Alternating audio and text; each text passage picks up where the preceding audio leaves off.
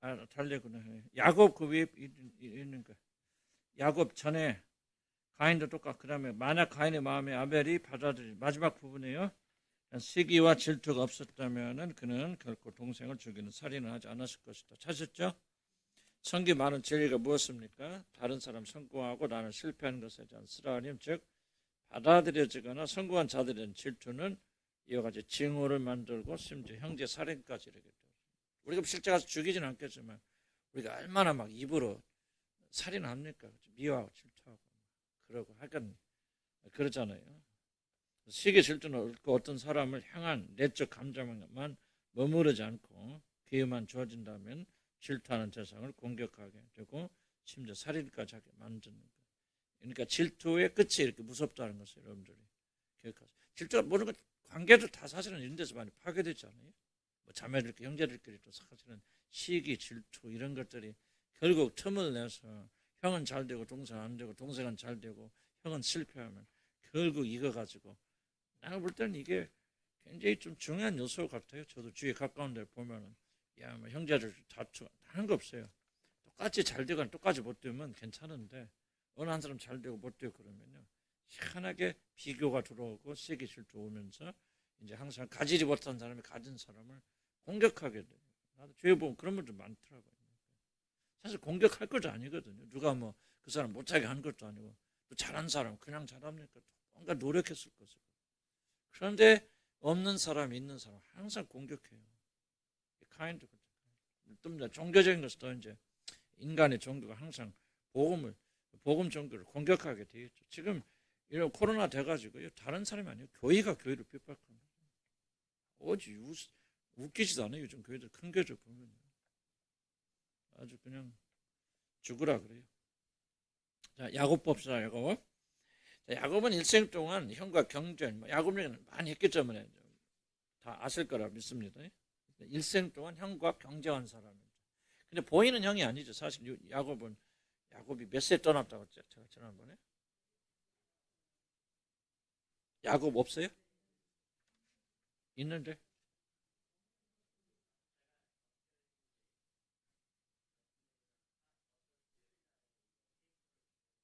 어, 어, 없어졌어요. 없는 분 손 들어보세요. 아니 야곱이 없어요? 야곱이가? 야곱이가 어디 갔어?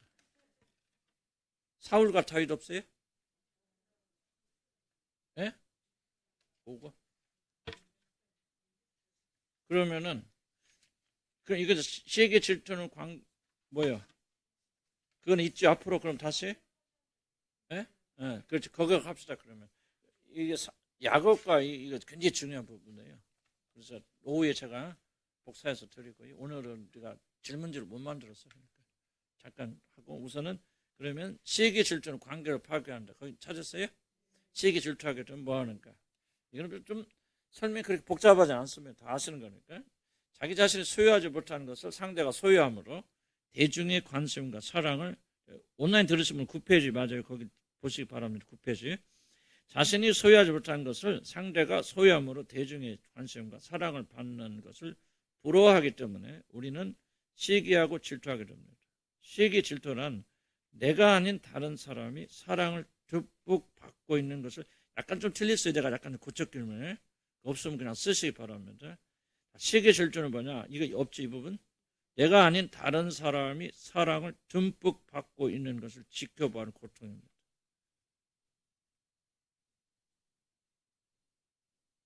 고통이에요. 시기 질투는요. 다른 말로 표현하면 고통이에요.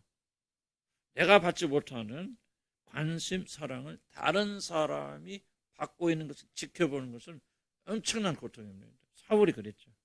그러니까 왕이기 때문에 전부 집중, 자기 관심 집중되어 있던 사울이가 오후에 좀 더 잡을게요. 사울이가 그 모든 관심이 누구예요?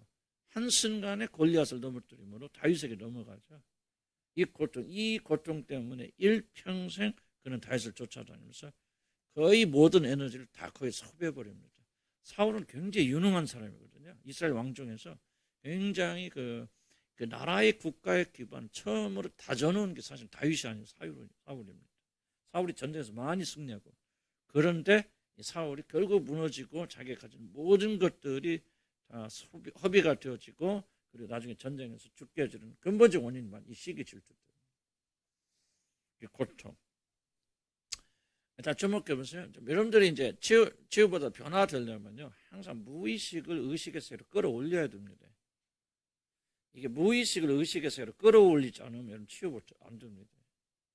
무슨 말이냐면은, 여러분 밑에 숨겨져 있는 것들을 여러분이 끌어올려서 여러분 그것을 인식해야 돼요. 그렇지 않으면 여러분 못 고칩니다.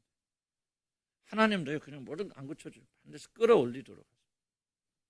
근데 우리 누님 이야기 했잖아요. 그 참 좋은 예인데, 우리 누님이 저녁 재혼에 첫 번째 결혼에 이제 남편이 암으로 돌아가시고 재혼하셨는데, 계속해서 저녁만 되면 너무 뭐 두렵고 불안해. 계속 자기 남편 결혼 새로는 안 온다고 막 난리. 정말 근데 해가 뉴욕 그 얘기 기억나시죠? 뉴욕 지금 안 오면 그때 막 너무 두렵고 막 그래요. 그런데 이제 하나님께서 왜 내가 이렇게 두려워합니까? 라고 그랬을 때 하나님께서 네가 그렇게 된 것은 어렸을 때 그 할머니 집으로 보내줬어요. 우리 집에서 조금 안 이뻐했어 우리 누님은. 그랬나? 하여간 좀 내 기억에는 그래.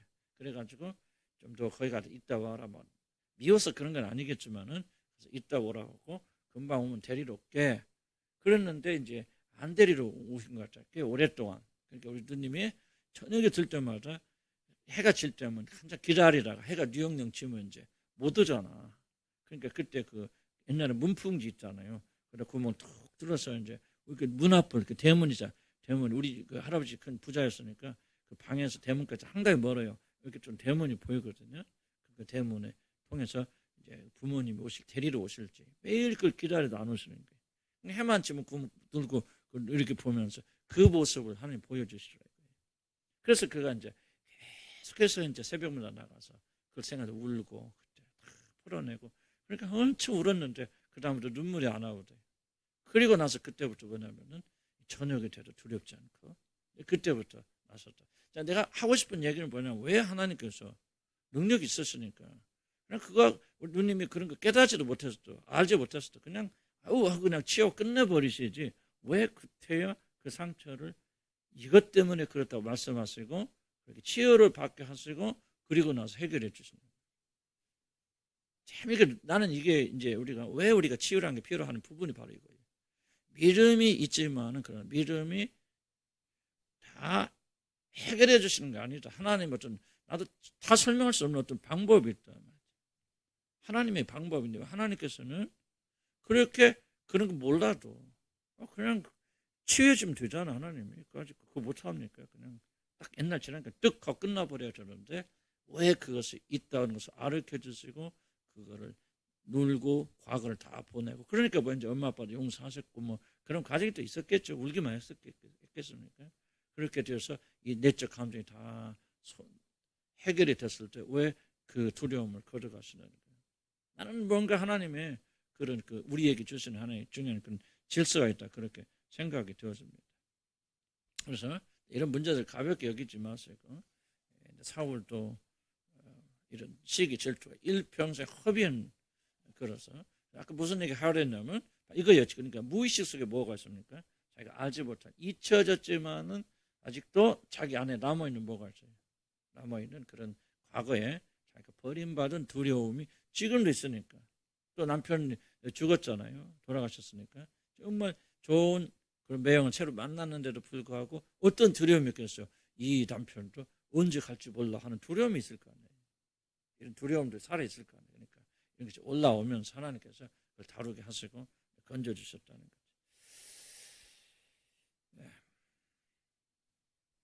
그래서 질투라는 것은 이렇게 좀 복잡한 것이 있다는 것을 좀 설명하자 이런 얘기가 좀 한 것 같아요. 그래서 질투는 뭐냐면 고통이다. 내가 받지 못한 이 아픔이 이렇게 다 있는데 우리들이 잘 인식하지 못해요. 뭐고 계속 눌러오잖아요. 눌러와서. 그래서 무의식에 내려왔잖아요. 그래서 이런 것들이 우리가 말씀을 들으면서 성령 역사에서 자꾸 끄집어 올려서 정말 이런 고통이 있었구나 또 있겠구나 심하구나 그래서 나 이렇게 행동하는 거 하는 것들을 우리가 조금은 발견하고 이 발견한 것을 의식에서 이렇게 끌고 나와서 주님 앞에 가지고 나와서 주님 앞에 뭐 치유할 수 있다. 라이프 스토리 안 써도 쓰면 제일 좋게 제가 볼 때는 가장 효과적인 방법인데 그렇게 안 하더라도 여러분들이 이 말 속에 있는 거짓 자아죠. 거짓 자아를 여러분들이 주님 앞에 드리면서 회복해야 된다. 이제 야곱에서 설명하는 야곱의 결정적 변화는 뭡니까? 물어보잖아요. 야복강께서 내가 내 이름이 무엇이냐? 제가 수없이 설명했죠. 중요한 질문이거든요. 하나님께서 야곱의 이름을 몰라서 물어봤습니까? 이게 바로 내 거짓 자아가 뭐냐는 거예요. 지금까지 야곱은 예서라고는 거짓 자아로 살아왔잖아요. 실패자로서 태어나서 둘째로 태어나서 장자처럼 모든 걸 장자처럼 살아왔고 하려고 그랬더니 거짓 자아로 주님이 직면시키잖아요. 너는 누구냐? 야곱이다 그 말이죠. 지렁이 같은 야곱이다. 그때서 참으로 그는 하나님 앞에서 자기 참자를 가지고 자기가 누군가를 고백하잖아요. 그때 하나님께서 그를 이스라엘로 바꿔주시잖아요. 거짓 자를 가지고 있을 때는 여러분 결코 여러분들이 참된 자아를 못 가지고 변화 안 됩니다. 여러분 변화는 한계가 있어요. 참으로 변화되려면요. 직면해서 여러분 안에 오랫동안 숨어있는 거짓 자를 직면해서 드러내고 하나님께 올려드려야 되고 이 거짓 자를 고백해야 되는데 죄송하지만 아직까지 여러분의 상당수 자들은 거짓 자를 강력하게 가지고 있어요. 내가 모르는 거 아니에요. 모르는 거 아니지만은 여러분이 거짓 자를 가지고 있고 이것 때문에 고통하고 있고 이것 때문에 사실 하나님과 관계가 여러분 개선되지 않고 있는 거 많이 있어요. 나는 난 숫자를 따질 수도 없어도 상당 숫자가 여러분 이제 우리는 거짓 자를 드러내서 주님께 올려드리고 세자 참자로 살아가야 됩니다. 야곱할 때도 다시 한번 강조하겠지만요. 믿음은 뭡니까? 참자로 살아도 위험하지 않다. 안전하다는 걸 배워나가야 돼요. 지금 여러분들 마음속에 왜 거짓 자를 드러내지 못하냐면 참자로 사는 것은 참 위험한 거야. 만약 사람들이 내가 야곱이란 것을 알면 나를 버릴 거야, 거절할. 그렇기 때문에 계속적으로 에서처럼 아직도 위장하고 산다. 그러니까 하나님께서 여러분 이스라엘을 못 바꿔주시는 거예요. 이스라엘들은 이게 가장 쉽지 않아요. 아까도 봤죠. 카인의 제사에서 아벨의 제사로 넘어오는 것은 우리 뭐 처음 예수 믿을 때 뭐 예수의 피로 구원받나 다 하지만은 카인의 제사에서 우리 삶이 아벨의 제사로 옮겨놓으면 상당한 오랜 시간 동안 우리가 다뤄져야 되듯이 바로 여기서도 거짓자가 참자로 바꾸려면 나는 아직도 거짓자 많습니다. 참자로 살려고 노력하고 발부둥 치고 내가 여러분에게 나 연약하면 고백하는 것은 내가 참자를 지속적으로 여러분 드러내기 위해서 살기 위해서 그렇게 하는 거예요. 그럼에도 불구하고 나는 거짓자가 많아요. 나도 모르는 거짓자가 많아요. 엄청나게 많이 있어요. 그래서 주님 앞에서 계속적으로 드러내면서 참자로 바뀌어나가서 그럼 뭐를 배워나가냐? 참자로 살아도 괜찮은 거구나. 목사로서 실패하고 다른 사람도 인정하지 못하고 이것밖에 안 돼. 그렇게 살아도 안전하구나. 물론 말은 그렇게 하죠. 하지만 우리의 깊은 참의식은 그렇게 믿지 않아요. 그래서 두려워합니다. 수치심을 가지고 있고 뭐가 있고. 약간 기묘하고 복잡한 인간의 심리잖아요. 그래서 우리가 참자로 살아도 참 안전한구나. 그렇게 하고 우리가 참자로 살아갈 때 이스라엘이 될 수 있는 거예요. 그래서 이게 좀 중요한 부분인가 강조를 좀 드렸고요. 그래서 다른 사람이 잘 되는 걸 지켜보는 거 고통이다. 아우 자매가 잘 되니까 너무 기뻐요. 다 거짓말이에요. 그럴 수도 있겠죠. 그러나 그렇게 말하죠. 그 말이 참인 사람은 100명 중에 한둘밖에 없어요. 97, 8명 거짓말하고 있는 거죠. 아파요, 안 있고요, 더러워요, 힘들어요, 두려워요. 그런데 그 말을 참아 못하는 거예요. 이게 거짓자라는 거예요. 즐겁다고 말하지만 즐겁잖아요. 속은 뭔가 불편해요. 그런데 그렇게 앞에서 말하죠. 참자로 말하죠. 나 자매가 하나님 이렇게 축복했다니까 참 속이 배알이 꼴리네. 그렇게 말할 수 있는 사람 없어요. 나중에 지나가면 있는 사람 말할 수 있겠지만은 이게 바로 우리가 참자하고 이 참자로 사는 게 건강한 거예요. 그래야 하나님과 관계가 이루어져 나가는 것이죠. 지난주에 어떤 자매가 그랬잖아요. 선승 자매 딸이 그렇게 됐다니까 누가 그랬잖아요. 자기가 너무 두렵고 뭐라고 썼던 거예요. 그래서 자는 생각에 이게 그래서 나는 이제 돌아가서 우리 이현숙 우리 집사람을 이야기하면서 참 기뻐했어요. 왜 기뻐하냐? 저 자매가 저 정도 자랐구나. 완전한 거 아니지. 아직도 멀었지만은 저렇게 상대 앞에서 이렇게 자기 수치를 드러낼 수 있는 참자를 가지고 있구나 하는. 이 거짓자를 굉장히 기묘해요. 기묘하기 때문에 내가 한마디로 설명할 수 없지만은 우리가 좀 그렇게 살아가야 되겠다. 그렇게 해도 뭐 다른 사람이 하는 속이 저것밖에 안 돼. 저런 사람이었어. 해도 나는 하나님 안에서 안전하다. 참자로 살아도 안전하다 느끼니까 이런 얘기를 하는 거지. 또 우리 공동체를 또 믿으니까.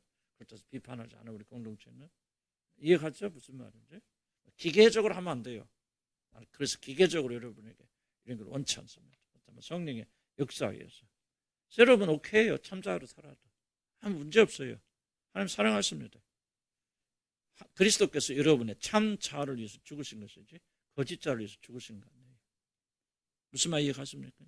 참자. 우리 못나고 모자라고 부족하고 실패하고 깨지고. 근데 사실 저도 그 말이 그렇게 기분 좋은 거 아니에요. 지금도. 이게 바로 인간의 본성이에요. 지금도. 별로 그렇게 기분 안 좋죠. 내가 잘했어. 내가 막 의롭고 내가 막 훌륭해서 이래야 조금 이게 맞는데 이게 이제 육신이 이걸 좋아한다. 어려워야 하여간 참된 믿음을 가지는 것이. 자, 자신에게는 그러한 것들이 주어지지 않았기 때문에 사람들의 관심과 밑에 중요한 거죠. 앞에 중요하다. 한마디로 질투란 나와 경쟁하는 사람이 이것도 없을 거예요. 내 대신 사람들에게 높임받고 사랑받는 것을 지켜보아야 되는 고통. 없지만 고통입니다. 그리고 놀랍게도 이것은 우리 큰 두려움을 가져다 줍니다. 두려워요. 다른 사람이 잘 되는 거 보면. 자신에게는 그런 것들이 주어지지 않았기 때문에 사람들이 관심과 사랑을 받지 못하며 그 결과 자신이 받아야 되는 아픔 때문에 자신이 가지지 못한 것을 가진 사람들을 미워하게 됩니다. 아프니까 어떻게 하면 풀어야 되죠? 그래서 그 사람을 미워하게 됩니다. 두려움, 미움, 이것이 질투에 얽힌 감정들입니다.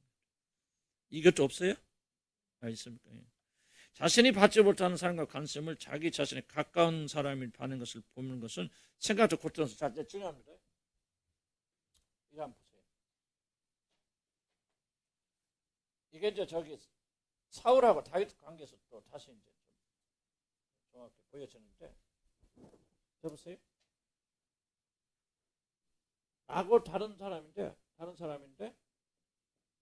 사람이 잘 돼갖고 다른 사람이 잘 되잖아요. 칭찬받잖아요. 높임받잖아요. 근데 왜 내가 이것을 보면서 뭐 시기 질투 다 좋은데 왜 나한테 두려움이 생길까? 근데 이 두려움은 여러분 잘 인식이 안 되는 겁니다. 이 두려움의 감정은요, 수치심과 비슷하고 인식이 잘 안 돼요. 내가 두렵다는 사실 여러분 인식하고 인정하기 굉장히 어렵습니다. 자, 보세요. 내가 아닌 다른 사람이 잘 됐어. 그래서 다른 사람이 관심이 집중되어지고 칭찬하고 하는데 뭐 부럽기도 하고 맞아요. 시기 질투 다 좋아요. 그런데 왜 내게 두려움이라는 거예요? 이걸 여러분 이해하셔야 돼요. 왜 두렵고? 자, 보세요. 나의 안전. 그래서 여러분 항상 기억해. 세 가지를 꼭 기억해야 되는데 인간이 가진 가장 중요한 열망 세 가지가 있어요. 첫째 뭐죠? 그렇죠. 안전입니다. 안전. 두 번째는 순수하고 그런 거 아닌데 두 번째 뭐였죠? 채워야지요. 배고픔은 뭐라고 설명 뭐 할지 몰라요. 그러나 어쨌든 배고픔은 채워야 돼. 이거 중요한 열망이에요.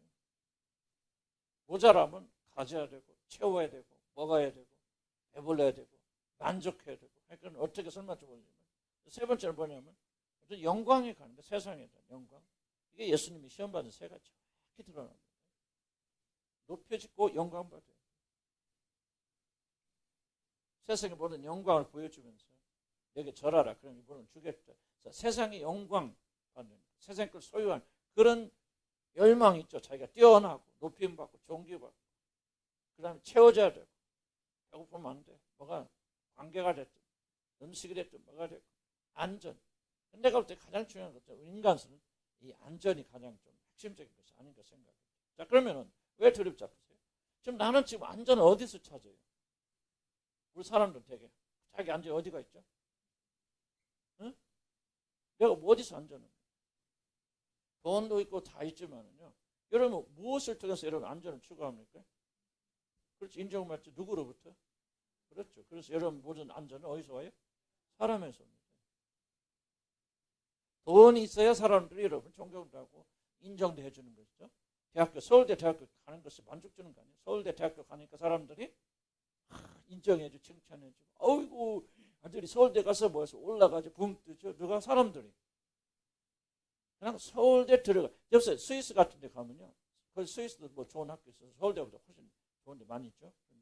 그런데 그 스위스에 가서 그런 스위스에 서울대 들어갔다 사람들 축하 안 하고 기분 좋게 하는 사람 아무도 없어요. 왜 그러냐면 그 사회는요, 서울대 졸업생이나 초등학교 하나로 나온, 초등학교 못 나와서 길에서 쓰레기 줍는 사람이나 완전히 동등합니다. 그 사회는.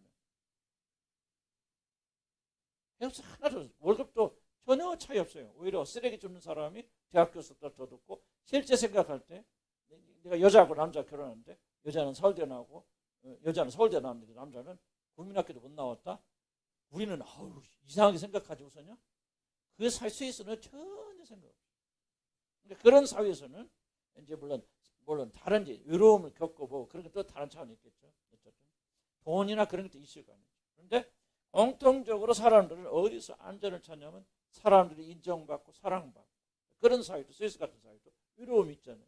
사람들이 채워주고. 그러니까 모든 안전이 어디서 오냐? 사람들의 인정받고 사랑받고 칭찬받고는 여기서 오는데, 이 사람이 잘 되면은 이 사람들의 관심이 어디로 가? 그렇죠. 그래서 나의 안전이 어디로 옮겨갑니까? 사람으로 옮겨가죠. 이해가죠? 자, 그래서 나는 더 이상 안전이 있어 없어? 그러니까 뭐예요? 두렵죠. 이 일을 이해하셔도 왜 다른 사람이 잘 되는 것고 내가 두려울까? 우리의 최고의 관심은 안전인데, 한 사람, 잡아서 다윗, 사울 보세요. 사울이 완전히 다윗이 등장하기 전까지는 이스라엘의 스포트라이트를 다 받았죠. 모든 사람이 사울만 바라고, 왕이에요. 또 전쟁에 승리하고 뭐하고 우리의 구원자, 우리의 왕이시, 모든 게 있는데 다윗이 등장하는 순간 모든 사람의 관심이 뭐야? 천천에서 만만히로 옮겨가자고 그러잖아요. 그러니까 어디를 가나 다윗 그러죠. 성경에 나옵니다. 이때 다윗을 보세요. 성경에 정확히 나와요. 심지어 뭐까지 하면 자기 딸도 다윗을 사랑해. 아니 요나단도 다윗을 보자마자 사랑에 빠져. 자기보다도 더 자기 몸에서 낳은 친자식도 다윗을 사랑한다면 모든 사람의 관심이 나에서 어디로 옮겨간다는 것이 다윗으로 가지요.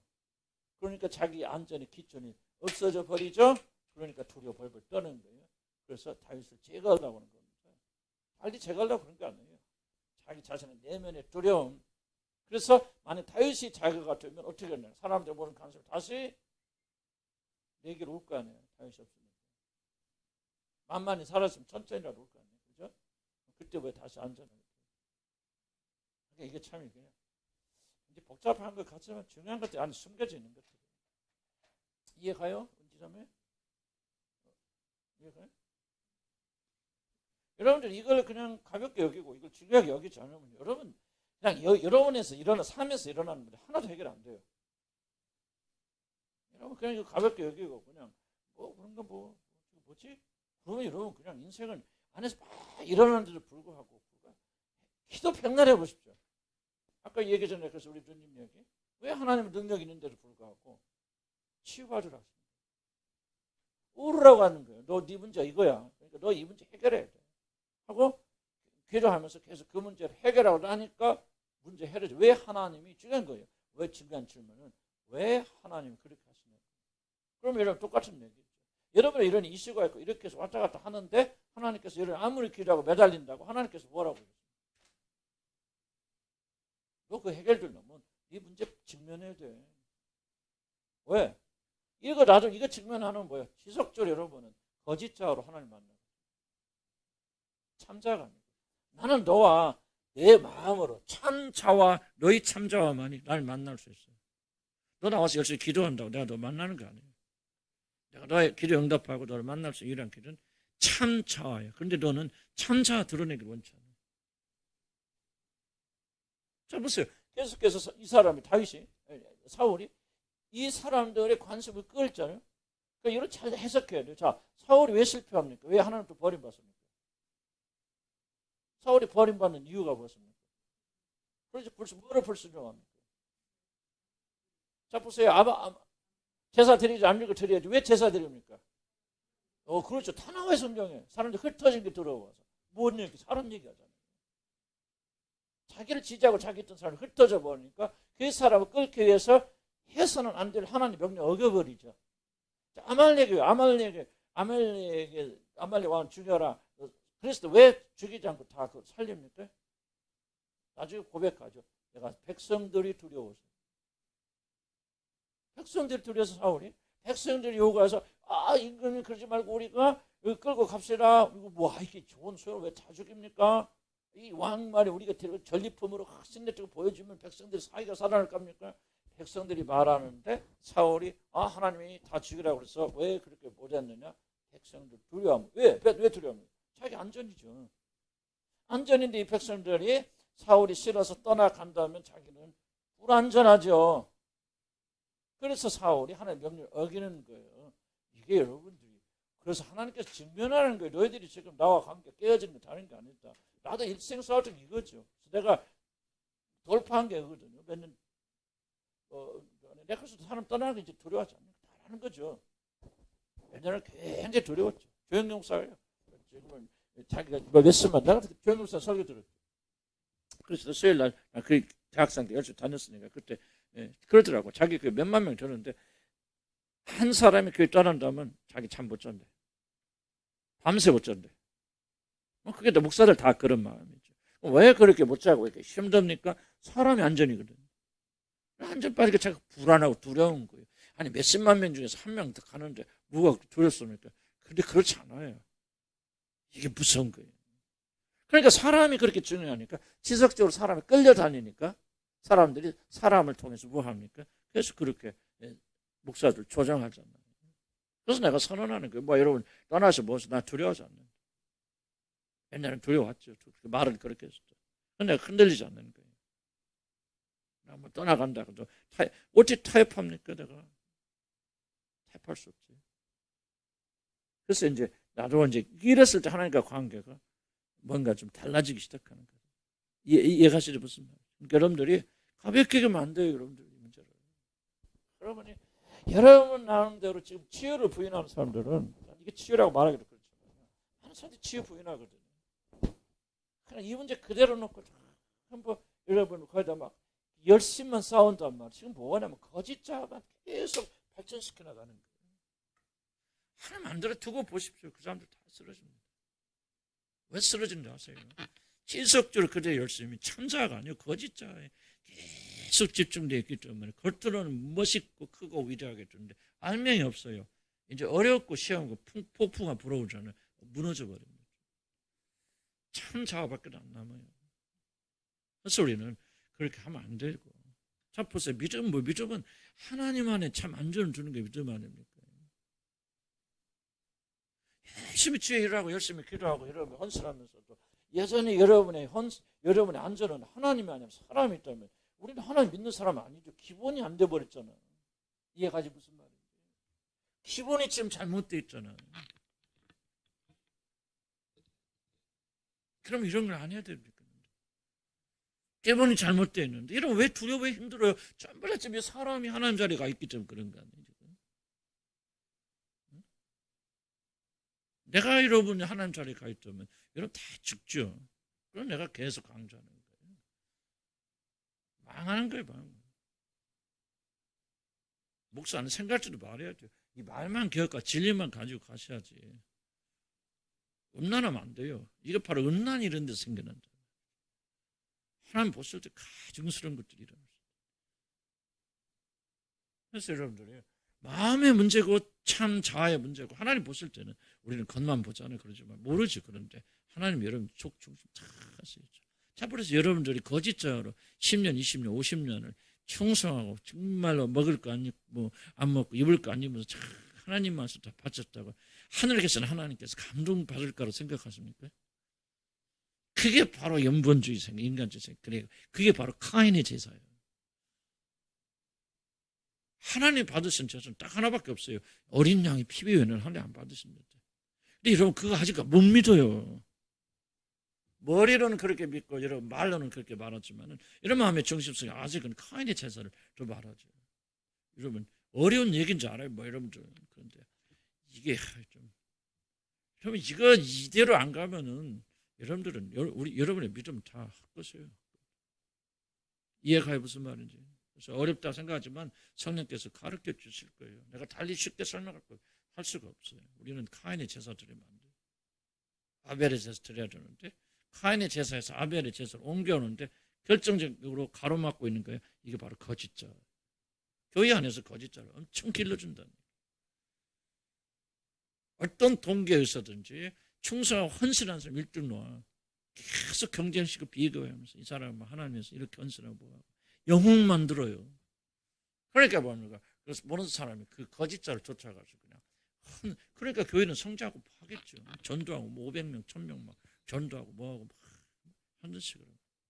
그 안에도 구원받을 사람 믿고 또 좋게 난 전체를 부인하는 거 아니에요. 근데 누가 압니까? 그가 거짓자로 자기 자신을 위해서 하나님이 그 사람 마음에 죽으시면 하나님 믿는지 사람 믿는지 누가 압니까? 그거는 그게 다 지금 몰라도 마지막 심판도 앞에서 여지없이 드러난다 그 말이지. 좋아요 여러분 왜 이거 합니까? 사실 좋아요 여러분 마지막 심판도 앞에 쓸 것을 준비하는 거 아닙니까?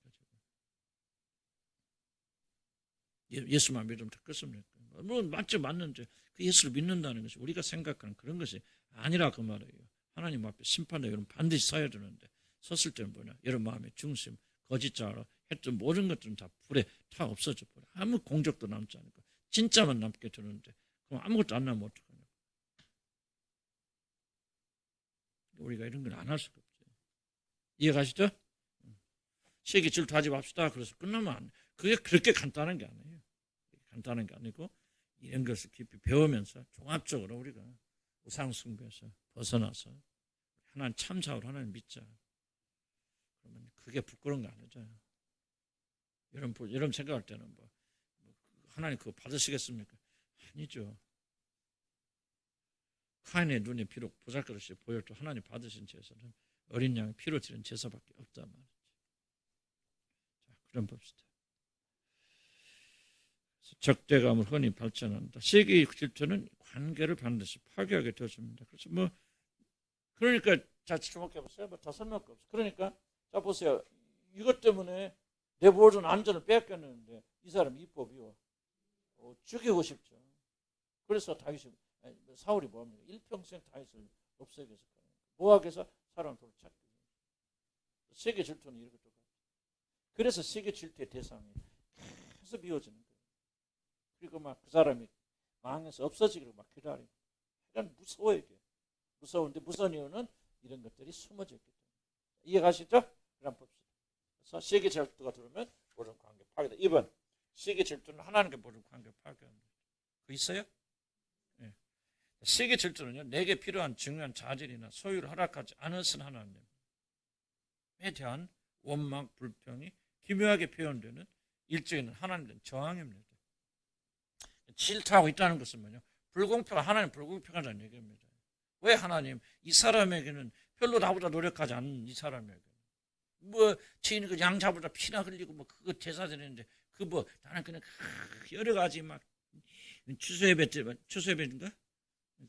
그뭐 추수감사예배 드릴 때 막 이렇게 줬듯이 막 자기가 했던 모든 건 다 갖다 막 멋있게 차려놨을 거 아니에요. 왜 이런 거 안 봤어요? 저것만 받았습니까? 하나님에 대한 일종의 마음의 영적 저항이 바로 질투하는 겁니다.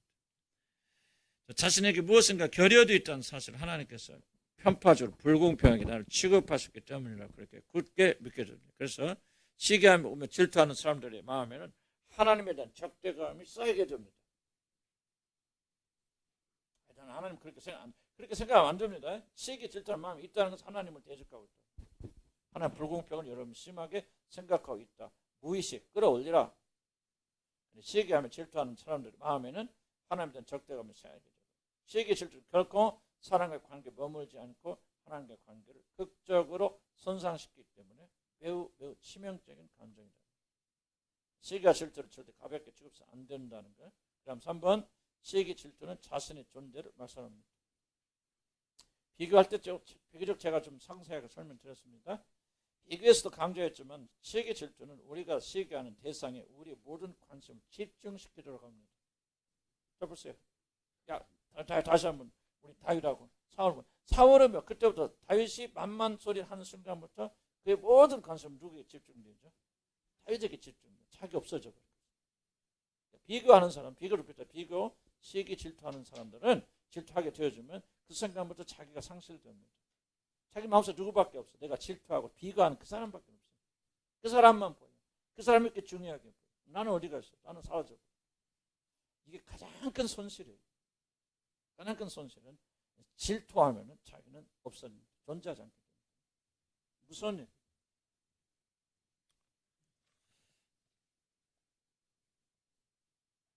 그래서 시기와 질투의 함정에 빠져 뭘 나왔습니다. 내가 내 삶을 사는 것이 아니라 나는 내가 시기하고 질투하는 그 대상의 삶을 살게 돼요. 나는 존재하잖아요. 그 사람이 신화가 됩니다. 내가 좋아하는 것을 더 이상 좋아할 수 없고 내가 질투하는 그 사람의 모든 기회가 나의 것이 됩니다. 쉽게 설명 연예인을 질투하는 모든 젊은이들 뭐합니까? 한마디로 말하면 연예인 자기가 좋아하는 옷이 없어. 더 이상 자기가 좋아하는 옷은 관심 없어요. 뭐죠? 그 연예인이 좋아하는 옷이에요. 그리고 벌써 바뀌어버리잖아요. 내 삶은 없어져 버려 그 순간부터. 질투, 시기하지. 나도 저 사람처럼 되고 싶어. 그 마음이 출발이잖아요. 그러니까 옷이건 뭐건 내 기호 사라져버리고 내가 다 사라져버리고 그 사람이 좋아하는 거, 그 사람이 싫어하는 거, 이 모든 것에 바로 그것이 되어집니다. 그 다음에 시기와 질투의 함정에 빠지면 더 이상 나는 존재하지 않습니다. 자기 상실이 필연적으로 오게 되어집니다. 나는 무엇을 잘해서가 아니라 독특한 존재로 하나님께서 창조하셨기 때문에 나는 고귀하고 값집니다. 이거 꼭 중요하게 기억합니다. 이는 무엇을 잘하기 때문에 고귀한 게 아니에요. 여러분이기 때문에 고귀한 거예요. 왜 하나님께서 창조하실 때요? 그렇게 독특하게 창조하시는 거예요. 두드러지게 잘하게 다른 사람과 비교하면 안 돼. 비교 불가능한 존재가 우리들이에요. 비교할 수 없어요. 달라요. 이걸 받아들여 필요. 무엇을 잘해서가 아니라 하나님께서 나를 독특한 존재로 만드셨던 한 가지 사실 때문에 나는 고귀하고 값진데 시기는 나의 모든 관심을 내가 아니라 부러워하고 질투하는 그 사람이 집중시키기 때문에 자신의 모든 독특성은 사라져버립니다.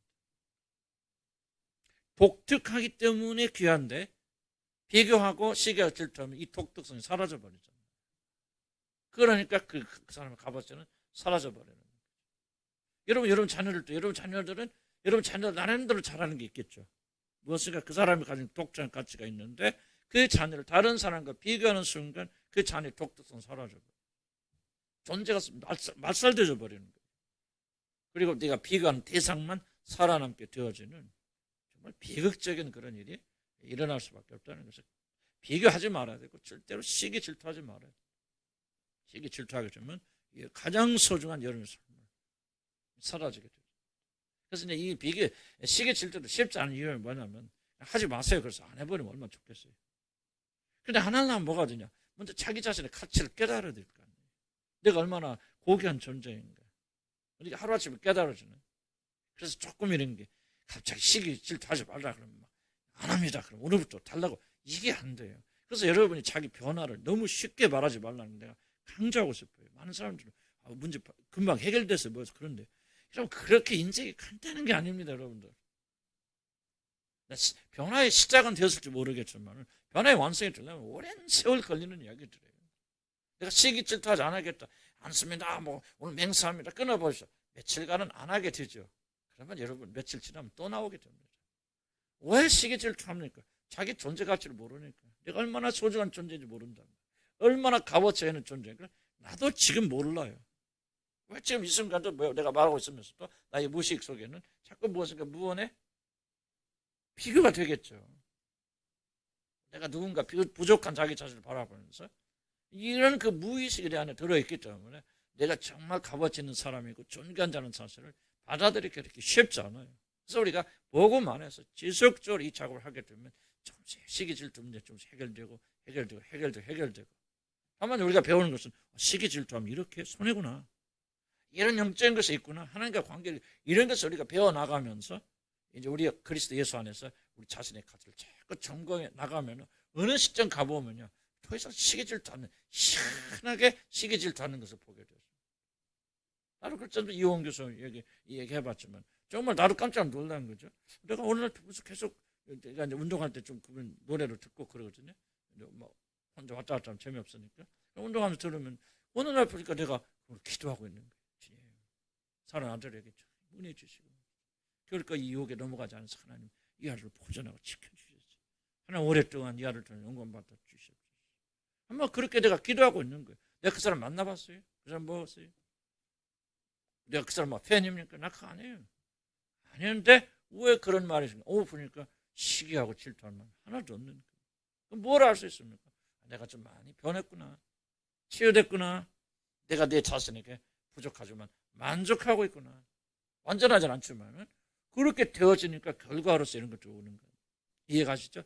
그래서 여러분들이 이걸 배웠다 와서 시기 질투 다 끝나고 변화되고 그렇게 돼서 얼마나 좋겠습니까?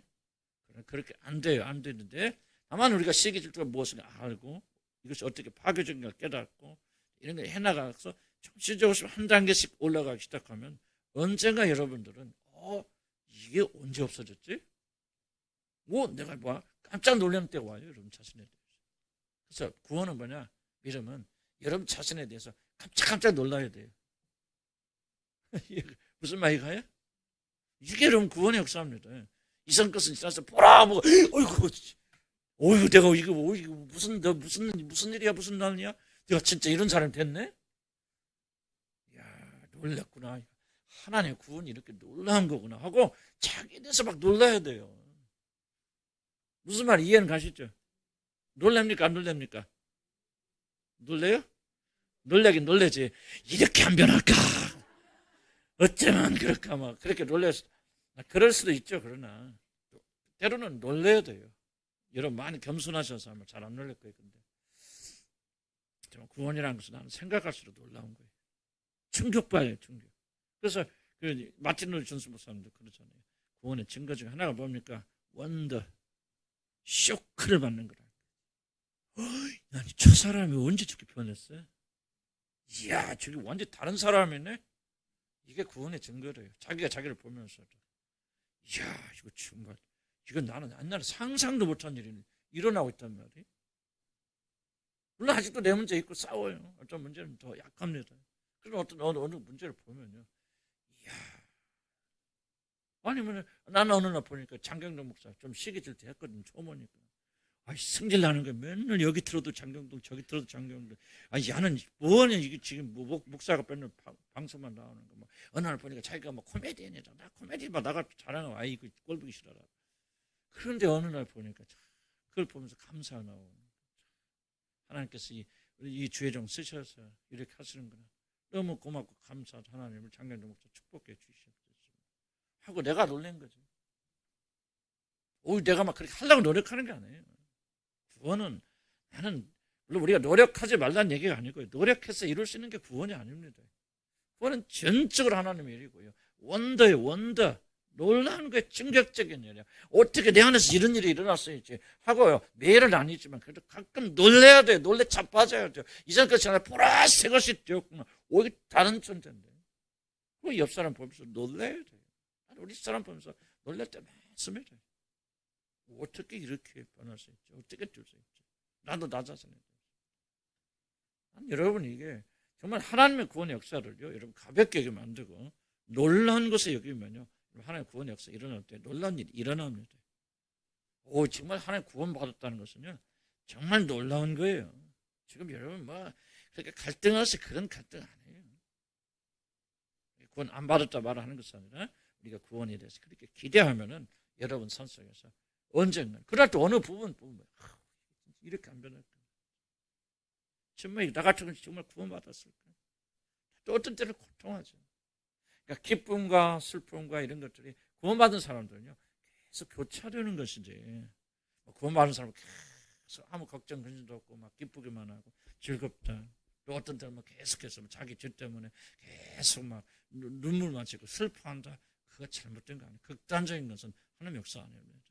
기쁨과 슬픔, 어느 날 감사하고 어느 날은 자기 자신이 변화되지 않은 모습을 바라보면서 한탄하고 한숨 쉬고 주여 내가 진짜 구원받은 백성입니까?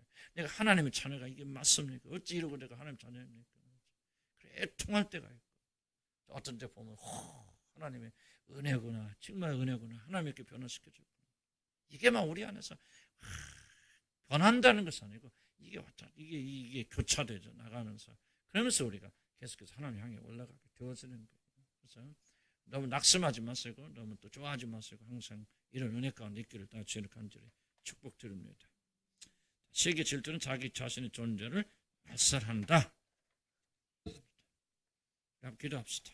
오해 조금 더 하고 또 나누고요.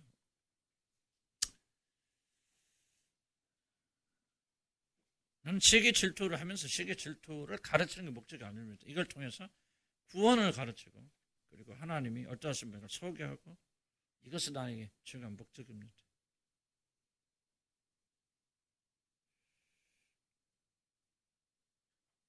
오늘 시기 질투에 굉장히 중요한 핵심적인 것 중에 하나가 뭡니까? 저 칠판 보시고 저 그림입니다.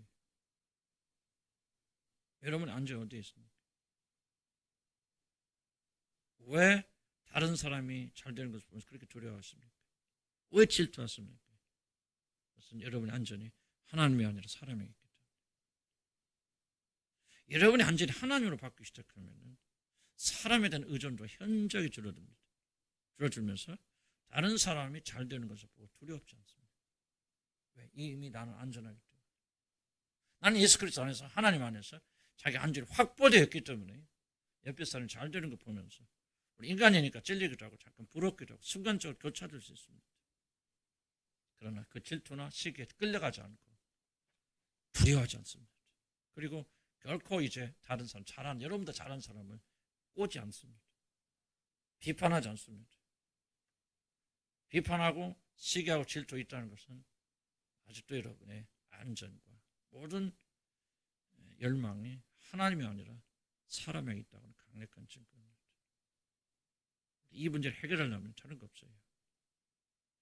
시기가 이렇다 저렇다 배운 것도 중요하지만 안전 하나님께 중요한 질문이 알죠?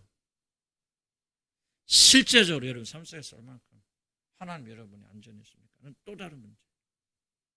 그래서 우리가 믿음을 통해서 가르침을 통해서 지속적으로 우리의 안전을 하나님께 두고 한번 기도합시다. 주님, 우리의 모든 안전을 하나님께 두기 원합니다. 입으로만 주여주여 하는 자를 되지 않게 하시고 교회 출석하고 열심히 헌신하지만 가인의 제사를 드리는 자 되지 않게 하시고 아벨의 제사를 드리는 자 오직 나의 모든 안전을 하나님께 두는 자 되게 하시고 나의 모든 안전을 하나님께 두면은 지금까지 우리가 다루고 있던 많은 문제들의 기초가 다 새롭게 뒤바뀔 줄 믿습니다. 여러 가지 부족을 무너뜨리는 결정적인 문제가 이거 아닙니까? 너의 안전이 어디에 있는가? 이 시간 주여 한번 주님께 물기를 바라고 정말 나의 모든 안전이 이제 사람이 아니라 하나님께 두기 원합니다. 소유가 아니라 오직 하나님이 나의 안전이 되기를 소원합니다. 주여 나의 근본을 바꿔주시고 구원받았으면 내가 하나님 자녀라면 이제 그 믿음에 따라서 내 모든 안전의 발판 하나님께만 두는 자가 되게 하여 주시옵소서. 우리 다 같이 힘있게 한 번만 한 5분 동안만 심차게 기도합니다. 주여